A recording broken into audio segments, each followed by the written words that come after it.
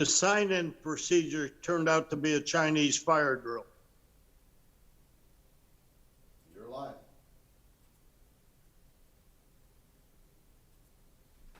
Jack, you'll have to tell me more about that. Maybe you can call me. What's this? What was the Chinese fire drill? Oh, you were supposed to sign into this website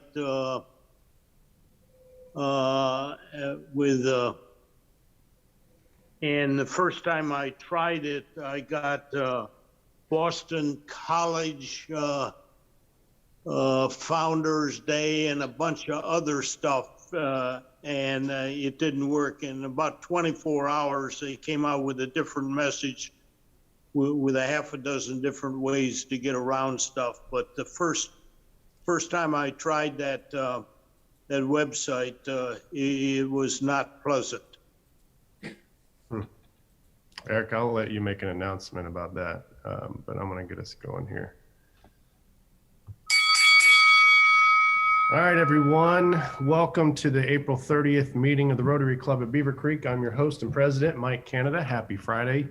I would like to thank our greeters. I'd like to thank Mike Zwick for our great speakers and programs, Jim Gundel from Florida, and Alex Zaharia for our website and YouTube, and of course, Beth Cusack for our book dedication.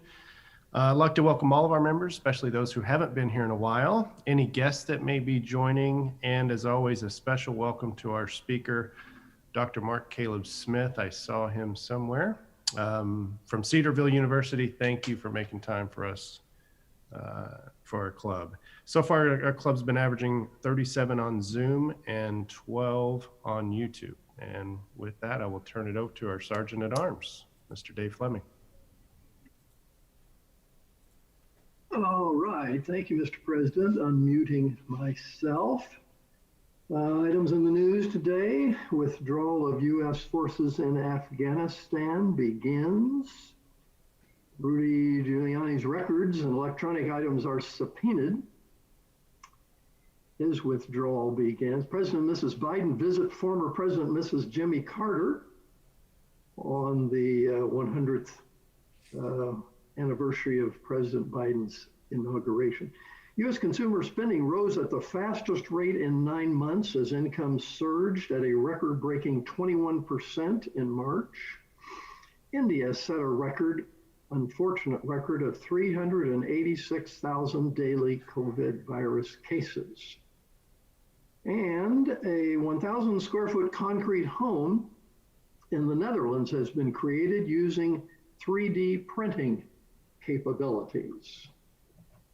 And elsewhere around the world, Long Beach, California, the mayor, Robert Garcia, vowed that the city's rainbow-striped Pride lifeguard tower, which was burned down a couple of weeks ago in an apparent hate crime, will be rebuilt, quote, even gayer, he said. Croatian daredevil Budimir Buda Sobat, 54 years old, broke his own world record by staying underwater without breathing for an inconceivable, hold on, wait for it, 24 minutes and 33 seconds. It was a good week for navophobes, or last week was, a couple weeks, navophobes and megalophobes. Navophobes are people who are frightened of ships. And megalophobes are people who are frightened of big things, large things. So of course, these people had a lot of trouble when the grounded Ever Given cargo ship was locked into the Suez Canal after it was released. Grace Gibson of Los Angeles said, the goosebumps that were all over my body just disappeared. It was a bad week for Brexiting. That's the British equivalent of leaving or exiting the EU, the European Union. 500 British expatriates were ordered to leave Spain before the end of March under the terms of Britain's separation from the EU or risk arrest or deportation. Yes, I voted out, said Sean Cromber, but I didn't realize it would come to this. And Mark Farron Claude Barrett Mark Farron Claude Barrett, 53 years old, a fugitive mafia boss, was arrested after 7 years of hiding in the Dominican Republic. He blew his cover by hosting an Italian cooking show on YouTube.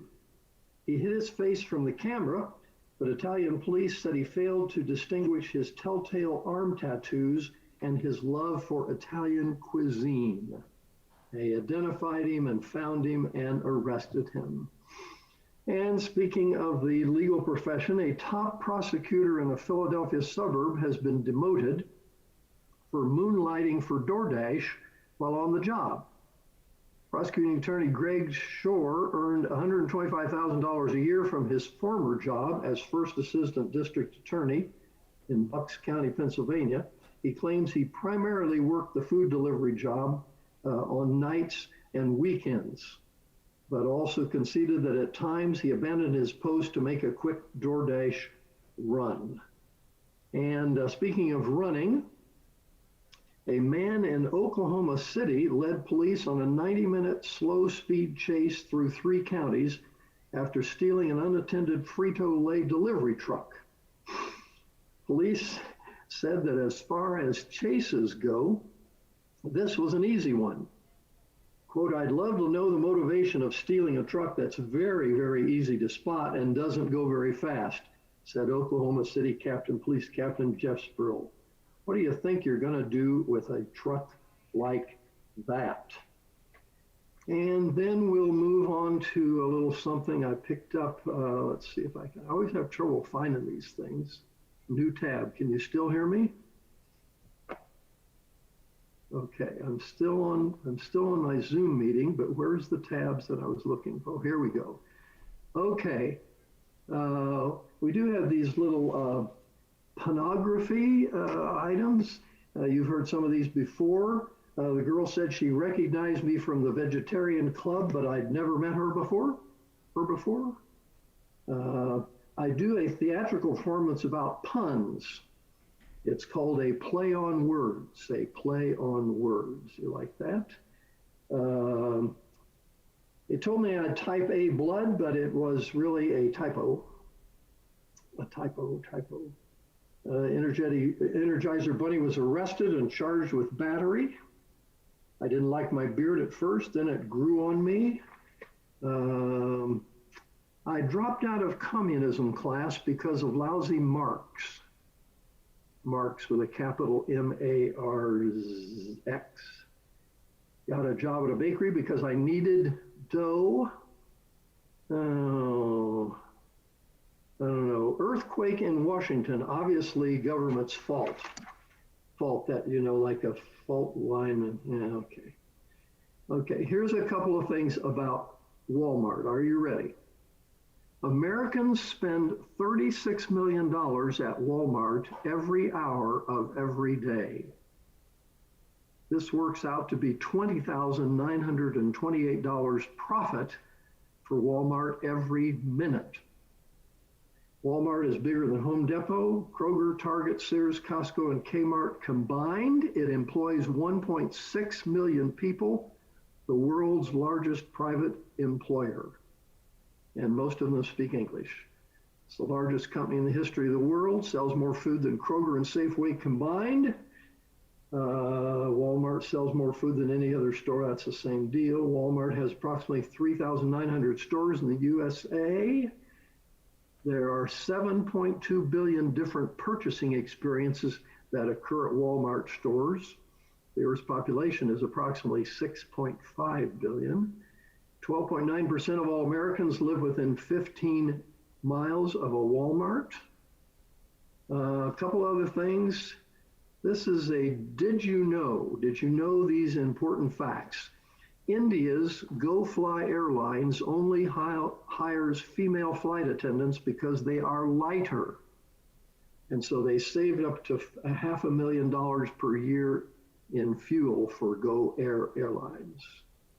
Did you know that in 2007, Scotland spent 6 months of research and $162,972 to create a new slogan that would boost tourism? You want to guess what the slogan was that they came up with? welcome to Scotland. Iceland has no army, recognized the world's most peaceful country.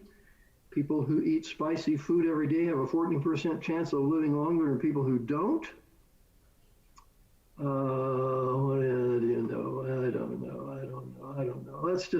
Let's just move on to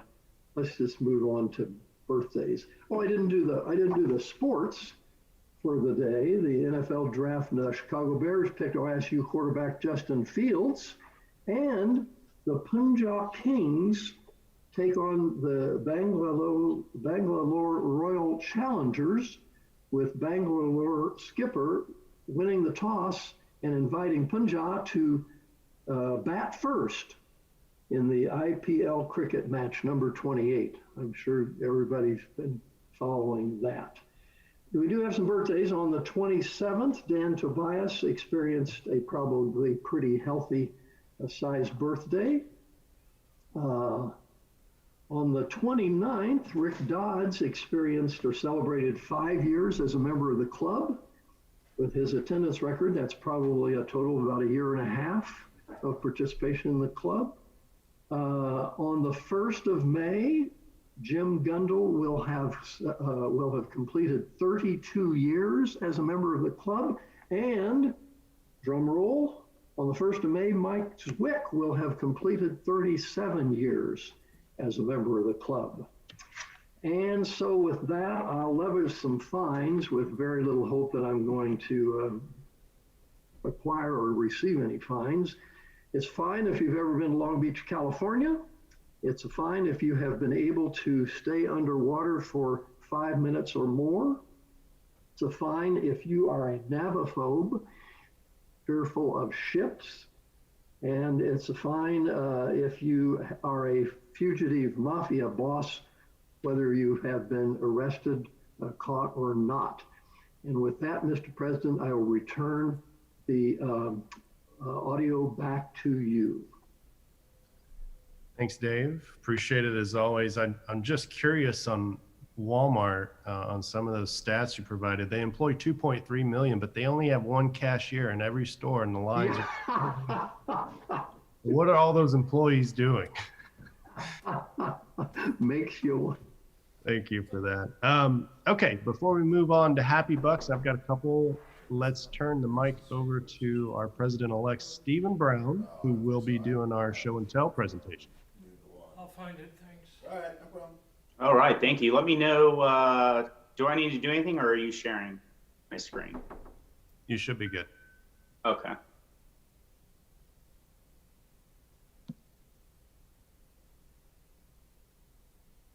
You guys see it?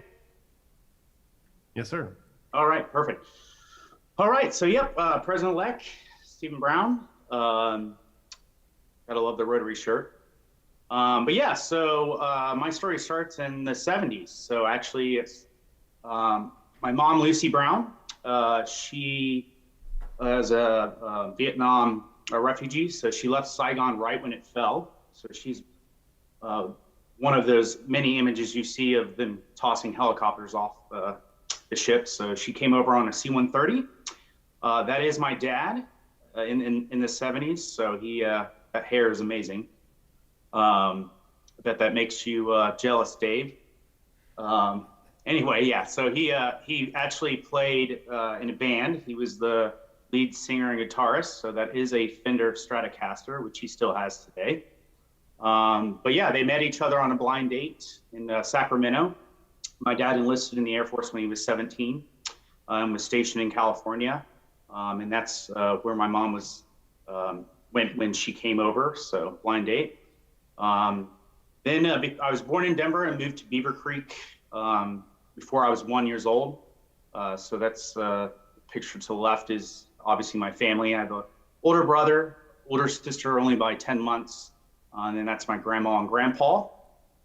So yep, like I said, we moved to Beaver Creek. I went to St. Luke's, so I was a Trojan. From my understanding, they're no longer the Trojans, but so played soccer there, played BSA in Beaver Creek, played BCAA, baseball as well. And then that picture on the far right, I actually went to my parents' house and found my old St. Luke's sweater, which still fits. So either I was really big then or I haven't grown a bit. So, but yeah, I joined Rotary in actually 2010 in Fairborn. In 2013, I was in charge of the Shoes for Orphan Souls, which was really fun. And I actually led the district that year. So I had 164 pairs of shoes and 97 pairs of socks. So, but most of my background is Hilton. So in this picture is actually when I worked at the Homewood Suites over here in Fairborn. But from there, I've traveled a lot for work. So I worked for the city of Dayton for a little bit, and then I moved to Cincinnati. But when I moved back, I worked for the Hilton Garden Inn in Beaver Creek, which is kind of right when I joined Beaver Creek Rotary. So the picture on the left, I was Young Professional of the Year for the Chamber. And then I was the chairman for Green Leads. It was the first year for that program with the Chamber. And then I became a board of director with the Chamber and did that for 3 years. And then the picture on the bottom right, and I got to give a shout out to Mark Weinstein. He actually hooked me up with this interview, but I was the chairman for the 4th of July parade in Beaver Creek. And I have to give a shout out to Pete Landrum. I don't know if he's on this call, but Pete and the Parks Department do a lot of legwork for the 4th of July. If you've never been, definitely go. It's amazing. But yeah, from there, I joined City Barbecue almost 3 years ago now. And I do their catering sales and business development. So I started for here in Dayton. And then June of last year during COVID, I actually got laid off for 3 weeks, and then they hired me back and promoted me. So now I'm actually in charge of Dayton and Cincinnati. So, that role's kept me very busy, as well as I travel for them for training. So I train their sales teams. I'll actually be in Chicago here in a couple of weeks.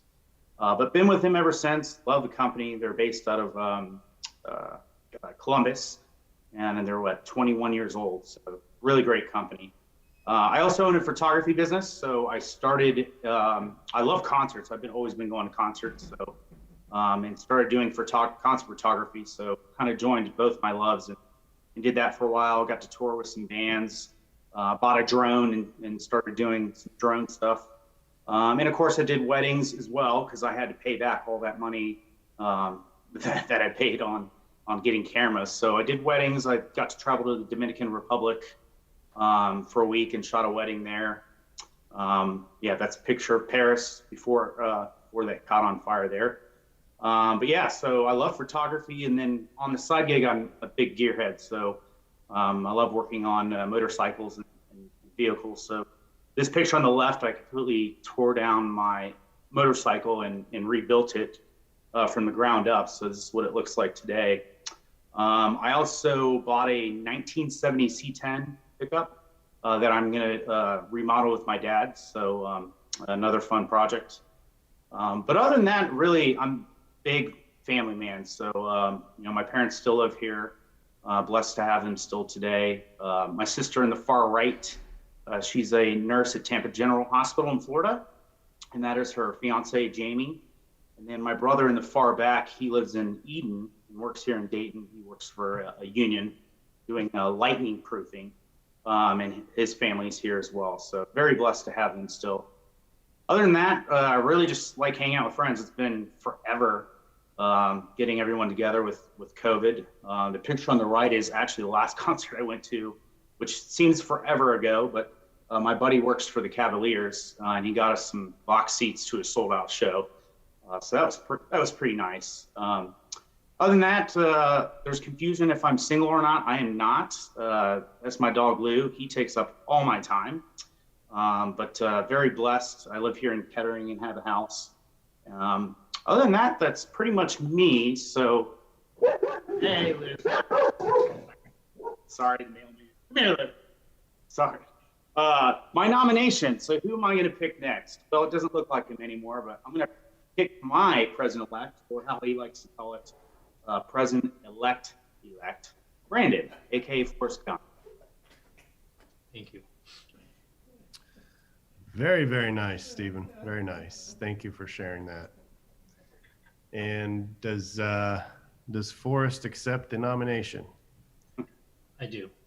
Okay, awesome. Look forward to that. Okay, so we'll get to announcements in a bit, but let's do Happy Bucks. Well, since I got done talking, I'll go ahead and do a happy buck. I was working out of my Cedarville store on Wednesday, and I just so happened to look up, and this young gentleman had a blue folder in his hand, and instantly it reminded me when I joined Rotary. Same color and everything. It was the back of it, though, so I didn't know if it was Rotary, but I couldn't keep my eye off him until I knew, and then when he turned, I barely saw the Rotary gear. So, of course, I had to jump up and talk to him, and he was looking at joining Kettering Rotary, but I did invite him to join one of our meetings. He couldn't make it today, but gotta love living the Rotary life. So, I mean, I saw that blue folder from a mile away, and yeah, just happy to see other young people trying to join Rotary.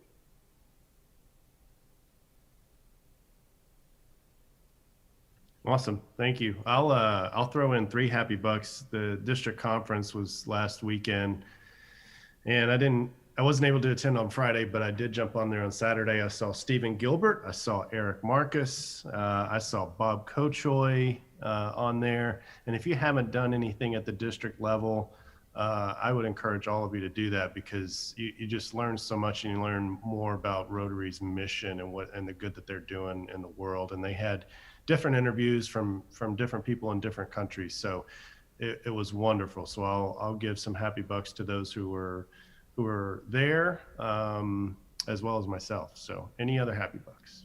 Yeah, I want to just say that I was at the district conference, as Mike mentioned, and I've been to a lot of district conferences, and even though it was on Zoom, it was one of the best that I've ever been to. Really good speakers, not boring, and really interesting and a lot of fun. And good music. Thanks for that, Eric. Stephen, any other happy bucks before we move on to announcements? I got 2. Had a emergency come up last weekend. Had to spend 36 hours at Soin. Not for me, but for a family member. And as always, Soin was above and beyond. Just excellent. The bed in the hotel room or the couch was not that bad, surprisingly. So just kudos to Soin for always being a great partner. And that changed my schedule. I was supposed to go to Toledo last week and race the Glass City Marathon. And instead, now I'm running the Lincoln Marathon Sunday in Nebraska. So my first flight since the pandemic began, as we all envisioned, is to Omaha, Nebraska tomorrow. Super excited about that. So looking forward to that race on Sunday.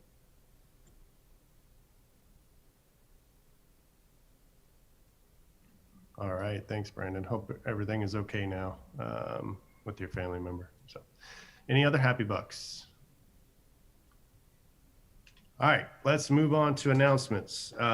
Next week, we will not have a Zoom meeting at noon. We will have our Founders Day. Hopefully, all of you received this invitation in the mail. I also sent out a P-mail with a clickable link so that you could register for it. We will stream our Founders Day celebration for those who don't want to come or can't come.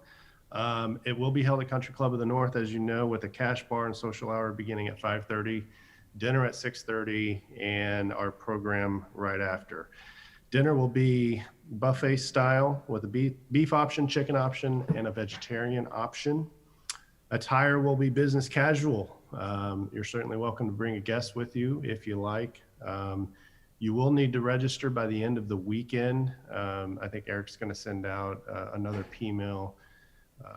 So that'll be the 3rd one plus the one in the mail. So if you don't register by then, we won't have a good head count for food. So this will be the first time that we've seen each other face to face. The board and I have worked really hard on making this a special and a memorable event. So I really hope to see all of you there. We've got some good things to do. Golf outing, July 16th. Mark that date on your calendar at the Beaver Creek Golf Club. I'm assuming it'll be a morning start. So get your foursomes together now. Are there any other announcements? It's not a morning start. Okay. For clarification then, am I giving my presentation in 2 weeks then? Yes, on the 21st. Noted, thank you. 21st? Yeah, Brian Lampton will be on the 14th. You'll be on. Okay, thank you. Any other announcements? All right, I will then turn the audio over to our very own Mark Weinstein or Stein. I go by Stein, but you do what you want to do. Stein, okay, Mark Wein. I just want to make sure I get it right. Mark Weinstein to introduce one of my favorite programs. Every time he's with us. Don't say that. He's going to get a big head. I'll turn it over to you, Mark. Thank you. Thanks, Mike. It's my pleasure to introduce our speaker today. He is no stranger to our club. His name is Dr. Mark Caleb Smith. He's professor of political science at Cedarville University, the director of the Center for Political Studies at Cedarville, and the chair of the Department of History and Government. He is, I would say, the leading political expert in the state of Ohio. So when people want answers about anything that's going on in Washington, D.C., in constitutional law, the media often go to him. I'll leave it at that. He's recognized by his bow tie, and that's his trademark. So in the spirit of our where we are in our culture today, with the first pick in the 2021 Rotary Draft, Beaver Creek Club selects Mark Caleb Smith, bow tie expert, Cedarville University. Welcome to the club, Mark. Oh boy, can I decline the draft? Can I look for other placement? No. Pull a John Elway. All right, so let me share my screen here. Someone's gonna have to enable screen sharing for me, it looks like. You got it. All right, good, thank you. And see if this works. All right, are we all good? Can everyone hear me and see everything? Okay. It's a pleasure to be with you. I always enjoy talking with you all. It's a good group. And it's really always informative and a lot of fun to do. So my pleasure to be back. Hopefully at some point in the near future, we'll be able to do this in person. I know all of us are exhausted from all of these digital divides that continue to persist, but hopefully we're making progress. So anyway, so Biden's first 100 days, as you all may know, this idea of the 100 days, it's something that we've kind of foisted upon ourselves ever since the New Deal, when there was this focus on what Roosevelt could accomplish in his first 100 days in office. And so we've kind of run with that to some extent to look at presidents and think through what they're going to do in those first few months. So in that sense, it's kind of artificial. But at the same time, I think it's actually pretty valuable because there's good evidence that presidents are at their most powerful in their first several months in office. And so if they're going to complete significant work, if they're going to get a real big agenda started, you're often going to see that begin at least in those first few months. And so it's critical for the president, I think, to establish a positive agenda early. And so it's worth discussing for sure. I think what I want to talk about here is kind of competing narratives when it comes to President Biden. And it could be that both of these things are true. But I think there are different conceptions of President Biden. Some people sort of see him as a New Deal, sort of like Roosevelt, like Johnson. He's just kind of in that tradition of what we might call typical liberals to some extent, typical Democratic mainline liberalism since the New Deal. How would we define that? You guys are politically sophisticated, but let's just make sure we're all on one page here. Mostly political liberals from this definition are trying to increase the size and the scope of the government, primarily to meet economic needs. So they have a strong interest in taking care of or providing safety nets for the most marginalized people in society, people who might struggle to compete in a free market economy. And they want to some degree, define the government based on caring for those individuals. I think it's fair to say that people from that tradition tend to focus more on what we call positive rights as opposed to negative rights. Positive rights are things government would provide, something like health care, or maybe Social Security for our elderly citizens. But positive rights are things that government actively pursues and guarantees to people through government involvement. Negative rights are things that government provides by staying away from us. So government doesn't regulate speech. It doesn't regulate my exercise of religion. It respects that by staying away from me and giving me freedom to pursue those things as I see fit. I think it's fair to say that for those sort of old school liberals, they focus a bit more on positive rights, although they recognize the value of negative rights. So they are typically very supportive of things like free speech and free exercise of religion. If we're being candid, though, and we talk about sort of the new generation of liberalism, here I've labeled it the woke warrior. I don't really like the term woke. I don't think it's all that descriptive, but it's at least something that people recognize and kind of grapple with and figure out what it means. But the way that I'm defining it here, this is a new kind of progressivism that's just fundamentally different, I think, than what we've seen historically out of the Democratic Party. People who fit into this category see society as structured around this idea of oppression. And so there's an in-group in society. They're the ones in power.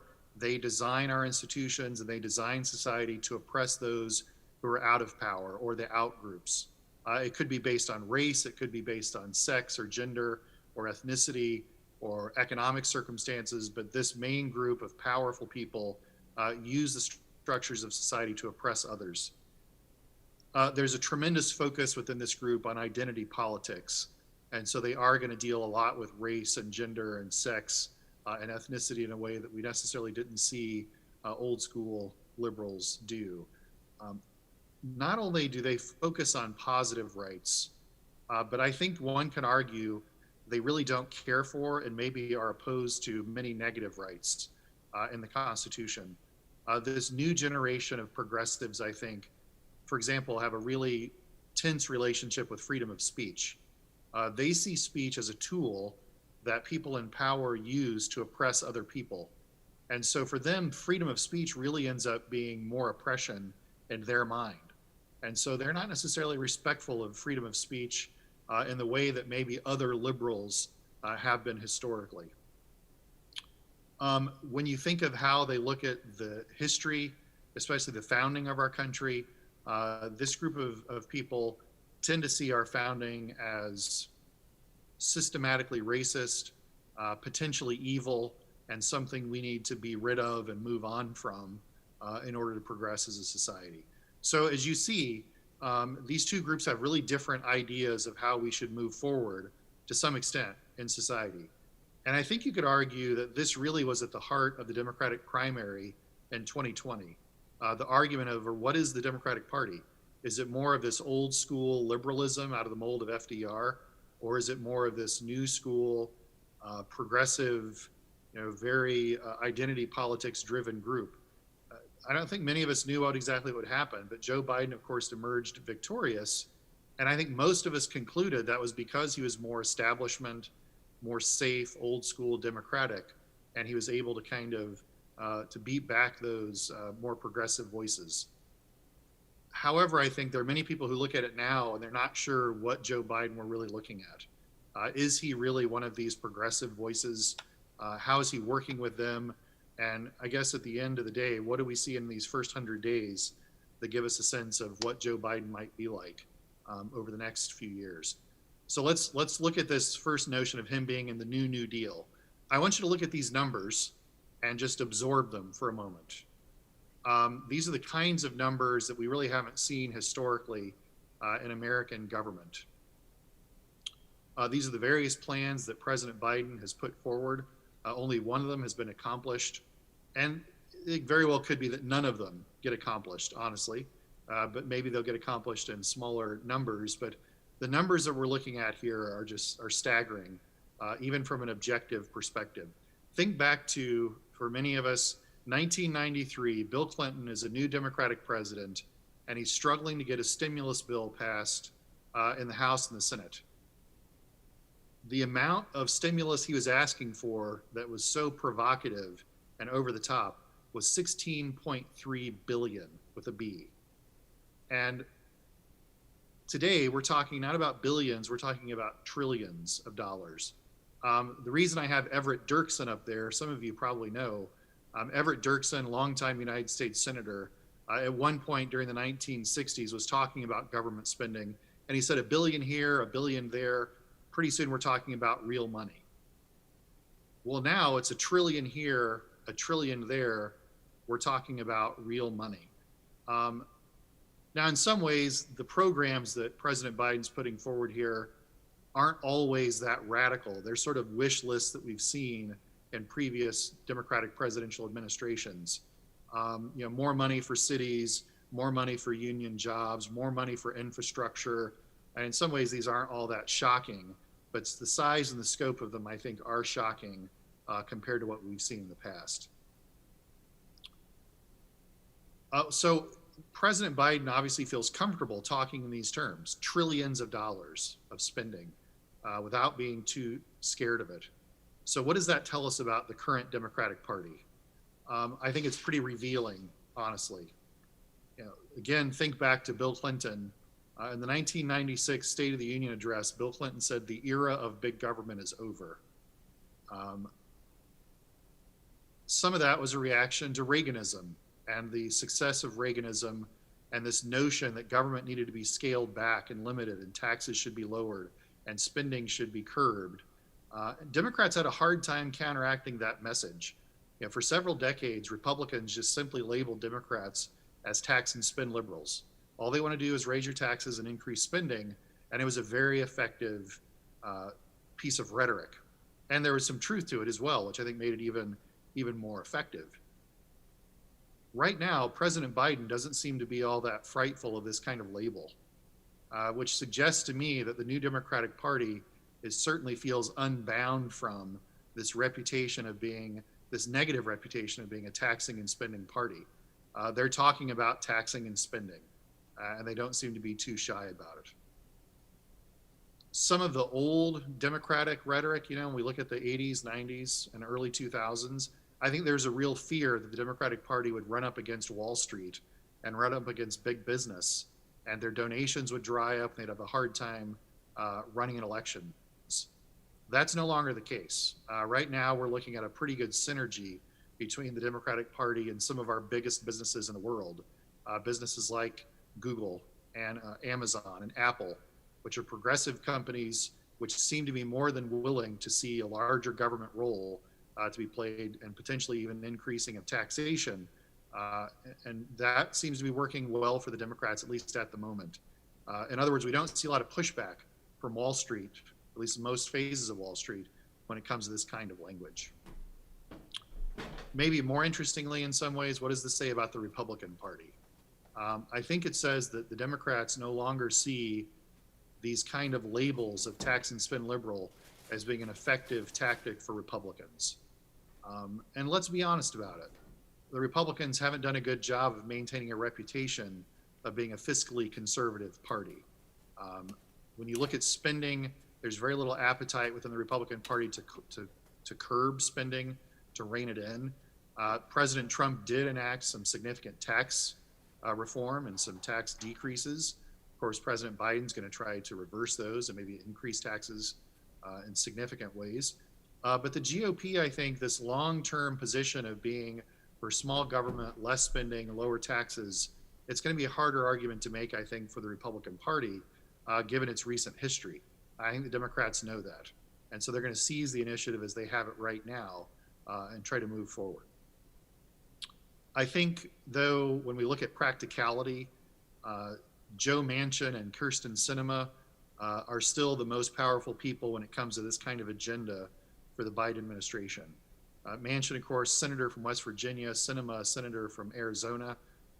Manchin really represents a Republican state as a Democratic senator, and he has to be very careful with what he might support.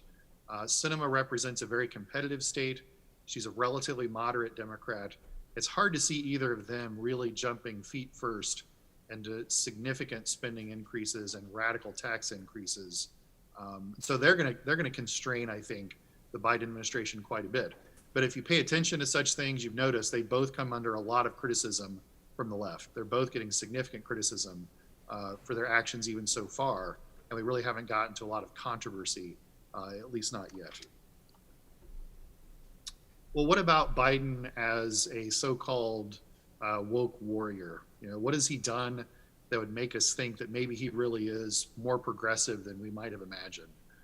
Just in the speech that he gave recently, the joint session of Congress, he said, quote, it is time we remembered that we, the people, are the government. I do my best to be detached and objective, and I try to look at things from a third party perspective. Try to see what's happening and just explain.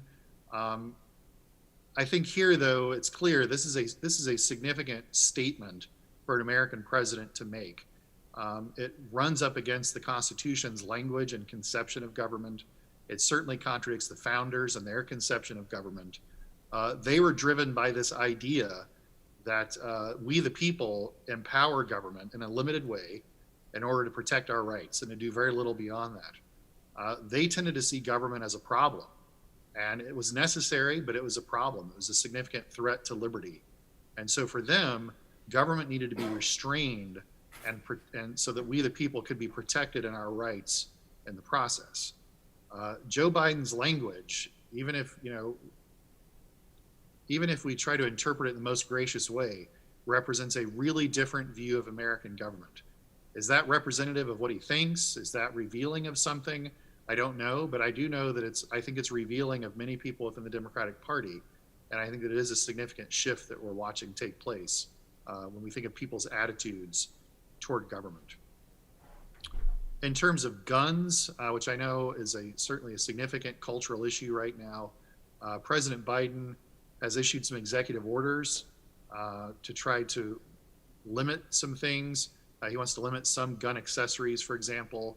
He also wants to put forward legislation to tighten background checks in his mind, to eliminate assault weapons, however we define what an assault weapon would be, and to eliminate high-capacity magazines as well. He's also said that he's interested in getting rid of any kind of legal protection for gun manufacturers from potential lawsuits from victims of gun crimes. This is a pretty aggressive agenda when it comes to guns for a Democrat. And again, I think it speaks to some degree, a new direction for the Democratic Party. But in some ways, this is standard as well. Joe Biden has always had kind of a ambivalent relationship with the Second Amendment. But we'll see how far this gets. Again, it's hard to see how much this would move forward, really, but we'll see. Race, I think, is obviously a key issue for the Democratic Party, a key issue for President Biden, and an important issue for our country. I mean, it's certainly been a source of controversy throughout our history, but also relatively recently. And it's critical here for this discussion because race and racial issues really help define this part of the Democratic Party that we're talking about. President Biden, of course, had language about the Chauvin verdict even before the verdict was announced. He said the evidence is overwhelming. He's hoping the jury would do the right thing. I think that was an important moment. He supports a commission to study the possibility of reparations for slavery, which is, I think, a significant move. But he has backed away from any kind of proposal to so-called defund the police. So it's not clear how far he would be willing to go when it comes to racial issues. He's going to be sensitive to it, though, and he will listen to arguments because if you think back to the primary season, I think we could say that President Biden is president to some degree because of Democratic support amongst African Americans, especially in the South, throughout that primary season itself. And so he is going to be sensitive to racial interests. There's no question about it. The other part of sort of this very progressive new wing of the Democratic Party would be the LGBTQ plus agenda. President Biden has signaled pretty strong support for that agenda. He said that he would sign the Equality Act if it were passed. If you haven't kept up with that, the House passed an Equality Act that would redefine elements of the Civil Rights Act to include sexual orientation and gender identity as protected classes of citizens. It's unclear. I don't think it's very clear the Senate would pass this. I think it's unlikely the Senate would pass this bill, frankly, but President Biden has clearly said that he would sign it if it comes to his desk. He also eliminated the military's ban on transgender members serving, and he's also instructed international agencies to sort of push back against laws that would criminalize LGBTQ people abroad in other countries. So I think, again, sensitive to that agenda, how far he will go, again, I think it's somewhat difficult to know. So when we think of this in sort of a bigger picture perspective, I think we have evidence here. I don't know how President Biden's going to move forward on this part of his agenda. Some of it I feel like is just rhetoric. You know, he's talking and he's trying to satisfy all the wings of his party. It's not clear to me how much he would support or encourage legislation or use the White House's power to enact legislation as much as he could when it comes to these more progressive parts of his agenda. He's also kind of stayed away from some of the most explosive parts of the agenda, which would include getting rid of the filibuster, which is certainly a big part of the progressive movement. He's supportive of the statehood for DC. I don't think that'll happen, but he's supportive of that. He's also said he would be willing to study court packing, which again, I think is disappointing to many Democrats and many progressives as well. I will say, though, I think Republicans are ready to fight on this ground, and it actually feels like the place they're most ready to fight. When we look at how the Republican Party has been the last several months, they're focusing on culture issues, and it doesn't surprise me. This is one of these areas, I think, where the Republican Party is somewhat unified when it comes to these sorts of cultural issues. For those in the party who haven't been really warm to President Trump, they still tend to unify with the pro-Trump voices in the GOP when it comes to these kinds of matters. And so I'd expect culture war issues to move forward and continue to be a huge source of division in DC and certainly between the two parties. But that doesn't mean necessarily you're going to see a lot of change on these issues or that there will be a lot of legislation. It's easy for me to say, but I actually think the culture war issues for both parties are really good ways for them to motivate voters and to raise money. But that doesn't always translate into legislation or activity on the part of the parties. Sometimes it's just words as opposed to action. So let's think of this big picture here just to wrap up. What does this tell us about the politics of these first 100 days? I think one thing that President Biden has made clear is that he's more interested in policy than he is in performance on the whole. He's really kept a low profile. He has very little social media presence. He doesn't do a lot of media interviews, doesn't do a lot of public speaking. He's really kind of shunned the limelight in many ways, especially in comparison to President Trump and in President Obama. Both of those presidents really sought media attention, inserted themselves into many discussions and environments. President Biden, so far at least, has tended to be more in a background role almost. Now, we could argue about why that's the case, but I think it's good politics for him. And I think it's probably going to make him more effective, at least here in the short term. I think also, of course, as we saw with President Trump, you could argue that COVID will be a defining issue for President Biden's administration. What's that going to look like as we move forward? It's been remarkable, and you have to give the Trump administration credit for this as well. The number of vaccinations in the country has been remarkable. The decline that we've seen in cases and deaths and hospitalizations, generally speaking, has also been remarkable. However, it appears like the rate of vaccination is starting to decline now. And so what we don't know is what the next few months are going to hold. If we see the virus continue to decline and things turn back to normal, whatever normal means in the summer and the fall, then I think the Biden administration will get a lot of benefit from that. If things, though, don't go quite as planned, if we see a resurgence, if people are still masking and social distancing in the fall and the summer, I think that's going to really damage the Democrats moving forward because now it's their crisis. As much as they like to blame President Trump for things, now it's theirs. If they don't really make progress, they're going to suffer as a result. I think a lot of what we're seeing in conclusion here is we're seeing a battle for blue collar voters amongst both parties. there's a real movement in the Republican Party, unlike any that I've seen since I've been really actively following the GOP. There's a real movement in the GOP to make the Republican Party a workers' party. You see it in people like Josh Hawley and Ted Cruz and others who are trying to craft policies that they think would be appealing to blue-collar voters in particular. I think there's a sense in the Republicans that if they don't have these voters, they're going to struggle moving forward. They've really seen declines in some states when it comes to college-educated voters, when it comes to suburban voters. And so if they don't replace those declines with blue-collar voters, it's going to be really tough for the party to move forward. The Democrats, on the other hand, I think know if they can recover those voters and if they can recapture them into the Democratic Party, then it's going to make it really tough for Republicans moving forward. So the two parties, I think, are really battling. And I think that's actually is what explains a lot of President Biden's agenda that we saw on that screen before. These are really designed to create jobs, to create union jobs and blue-collar jobs. In his mind, I think, to help secure the country economically, but also politically, I think, to help the Democratic Party moving forward.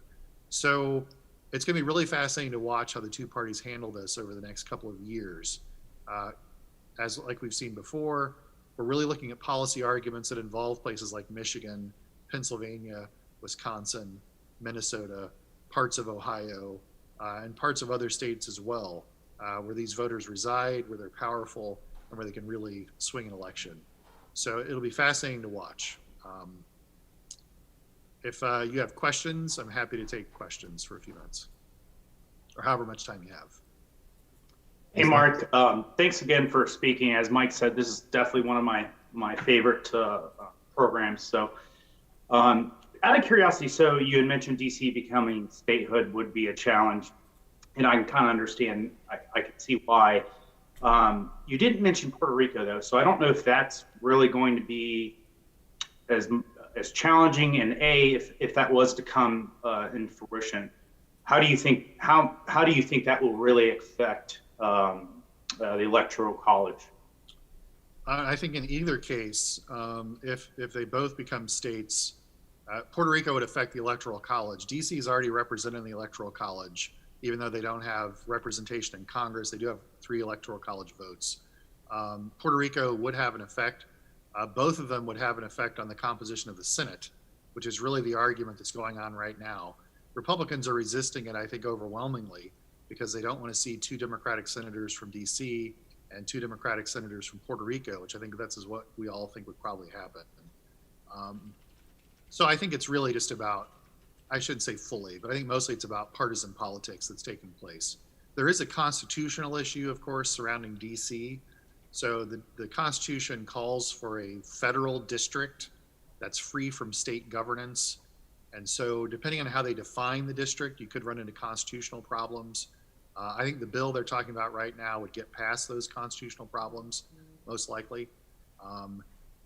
I just don't know if the Democrats have the momentum to push it over the finish line. I just don't know if they do. You know, will Manchin and Sinema, would they move forward? Would they be willing to abolish the filibuster to move forward on those 2 issues? I'm just not quite sure they're there right now. But we'll see. I mean, we'll see. I think it's very possible.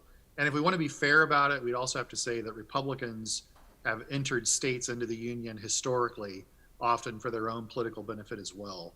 And so when we look at the early 20th century, we saw Republican states entering into the union, which solidified Republican control of the Senate. And so this isn't anything new, where our Congress has argued over states for political purposes.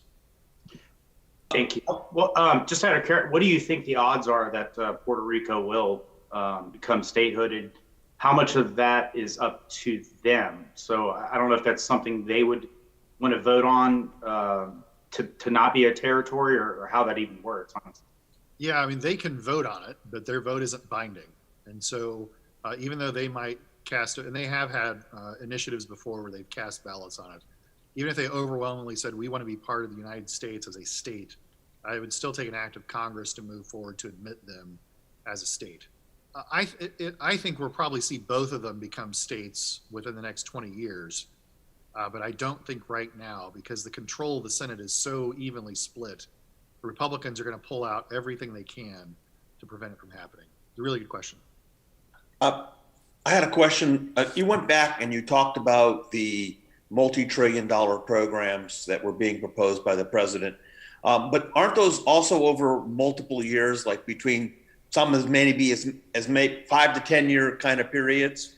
So we're not really looking at spending all the money in 2021, 22, but we're looking at spending it between now and say 2030. Yeah, no question. No question about it. That Thrive Act, for example, was spread out over a 15-year period. And so, yeah, these aren't all front-loaded expenditures. It wouldn't be like we're spending $10 trillion tomorrow if all these things got enacted. But just as a comparison, the Affordable Care Act was going to spend about $1 trillion over a 10-year period. And that was a huge source of controversy. Now we're looking at potentially several of those kinds of bills over a 10-year period. So it's just different. But no, I agree. It's not certainly loading them all up at once. But those are just really big numbers. And I think Americans in general, I can see it in my students, I see it in everybody. I think Americans struggle with big numbers. We don't always quite comprehend how large a number is compared to another large number. And I'm being very candid here. I think for most people, $1 billion and $1 trillion, they just don't see much difference there. As we know, if we know anything about numbers, those are massively different numbers, different orders of magnitude. And so it's just an interesting piece of political theater to move forward. It's a good question. Got one, if you don't mind. And this may seem loaded. It's a very candid question. I'm being a bit vulnerable here with my own personal feelings. I was raised in the South. I was raised conservative. I went to Air Force Academy, conservative background. I've been one of those voters who's been horrified by the movement in the Republican Party. And two things that jump out to me are the Pippa Norris global survey out of Harvard that has found the Republicans have been marching towards authoritarianism, and the illiberalism index, which shows the Republicans are marching towards away from democratic norms. And you see it in so many different ways. And it's funny because then they go, the far left and the radical left. I'm like, they haven't moved that much on any of these surveys, but the right has. And so I feel lost as a voter because that's where I want to be, but I don't have a home right now because it doesn't mean like I've just jumped ship and moved over to the left. Right. I just kind of feel homeless as a voter. And so my question is, what is your take on that? And I guess it's like a two-party question. Is it sustainable? What's the end game if they just keep racing one way? I don't know. Yeah, I mean, I appreciate your candor, and a lot of what you said resonates with me. I'm candid about it as well. It's difficult in some ways to see, but parties are organic entities, right? We tend to see them as fixed entities. And so I think of the party of my youth, and I think of Ronald Reagan and Reagan conservatism as kind of defining elements of the Republican Party. But parties aren't built that way. Parties respond to political pressures and they change. The Democratic Party has changed pretty radically over a 100-year period, for example, when we look at things like civil rights and other matters. The Republican Party has changed also over a century or so. I think what's jarring about this, though, is we've seen a pretty dramatic change over a short period of time, over a 4, 8, 12-year period, which is just, it's different. Historically, I think that it is different. We do see historically instances of parties just simply realigning quickly. So a party will just simply shift in a particular direction, demographics change, the party responds to that, and we basically have a new party compared to what it used to be, even though it has the same kind of label attached to it. What's been really interesting in American politics for the last 50 years is we really have not seen a realignment, a meaningful realignment within the two parties. When you look back to the 1970s and 1980s, the parties are kind of getting set, and they've kind of felt that way for a long time since then. There's been a lot of continuity. So in other words, we're kind of ripe for a shift in one of the two parties. And it wouldn't shock me if we're looking at a shift to some degree right now within the Republican Party. Right now, the Republican Party is just more populist than it has been historically. And I think what you're talking about is some convergence between the populist right and the populist left. If you listen to a lot of the arguments that Josh Hawley is making, for example, about corporations, well, they're not all that different than arguments that Bernie Sanders makes about corporations. And so even though they're in different parties, their agendas overlap in some ways, which I think is really interesting. So I think you will probably see some shifting take place. And I think at that point, you're going to see parties that are slightly different than they are right now. And what will that mean moving forward? Again, I'll just be very candid with all of you. You can feel free to disagree with me or agree with me. I'm a small government, constitutional, civil liberties sort of conservative person on the whole. And I want to see where the parties land on those kinds of issues. The GOP has historically been kind of that party. And I do think there are a lot of Republicans who are sort of there still, but it's hard to know what it's going to look like moving forward. Politicians are interested in getting votes. And so they're going to figure out where the votes are, and we'll see things shake out. But yeah, it's going to be really interesting to see watching moving forward. But I can sympathize with a lot of what you're saying. Thank you so much. That was a great answer. I had one quick question on a follow-up to that. Didn't we see a dramatic shift in the Democratic Party in the 60s as it moved further left, and the southern states, the southern Democrats, kind of switched their tune over to the Republican Party? No question. Yeah. And that realignment within the Democratic Party and ultimately the Republican Party as well was really the last major shift that we've seen between the two parties. The GOP has become more of a Southern party, not exclusively, but more of a Southern party. The Democratic Party has generally moved away from that. And you're right, it affected them ideologically. As you guys know, who've been following politics for a long time, before that shift, there were a fair number of moderate Republicans to liberal Republicans and a fair number of Democratic or conservative to moderate Democrats. After that transition, though, we've seen the two parties become more ideologically homogenous. And so now there just really aren't very many liberal Republicans, and there certainly aren't very many conservative Democrats. And so I think that's made this shift, if it's going to happen, more complicated because the parties are more homogenized than they have been historically. But no, you're right. That was a big shift that took place. And that ended up ultimately in conservative Christians moving into the GOP for some of those same issues. But those are really the last sets of big shifts that we've seen. Time for one more question.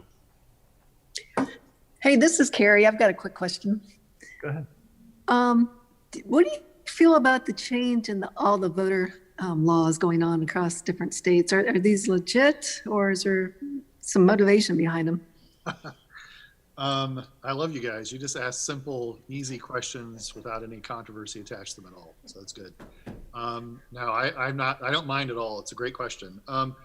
I actually think two things are possible at once here. I do think that the laws are motivated by the recent election results in 2020. The Republicans lost some narrow elections. They're trying to change laws that might, on the margins affect some of those things in very minimal ways. So I think there is a motivation there that they want to do their best to put themselves in the best position to win in 2022 and 2024. At the same time, that's very different than arguing we're in the middle of Jim Crow 2.0. That's simply not the case. Even if you look at the Georgia voting law, yeah, it does kind of limit how long it takes for you to, or how long you're able to ask for a ballot, for example.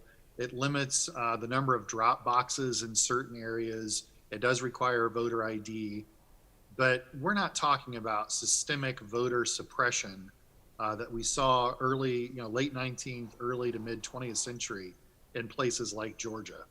There's simply nothing in that bill that's going to make it much harder for anybody to vote, whether they're Republicans or Democrats.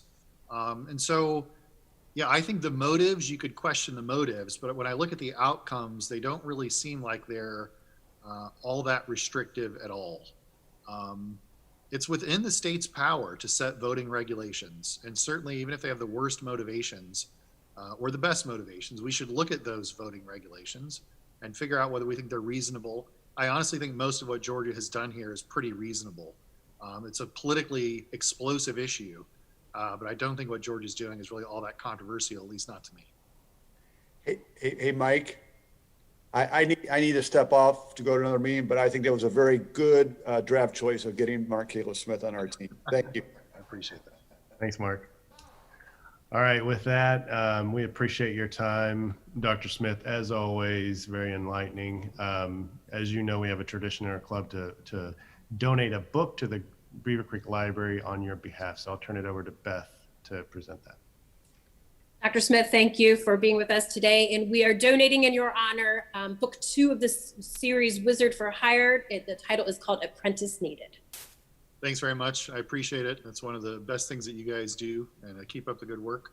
And it's always a pleasure. So I'd be happy to come back whenever you feel the need. So I always enjoy it. All right, thank you, thank you. All right, next week, again, reminder, Founders Day celebration, Country Club of the North. If you have any questions, feel free to email, call, text me.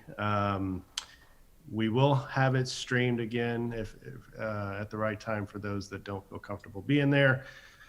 So don't show up on Zoom at noon. I usually get emails when people log in, so I always think that's fun. So we'll see you then. As a reminder, please keep an eye on upcoming programs at beavercreekrotary.com and Facebook. So is there anything else for the good of the club? All right, everyone, have a great weekend, and we'll see you next week. Have a great weekend, everyone. Hey, Mike Canada. Yes, sir. Do you have his email address? I just want to shoot him a quick thanks. Yeah.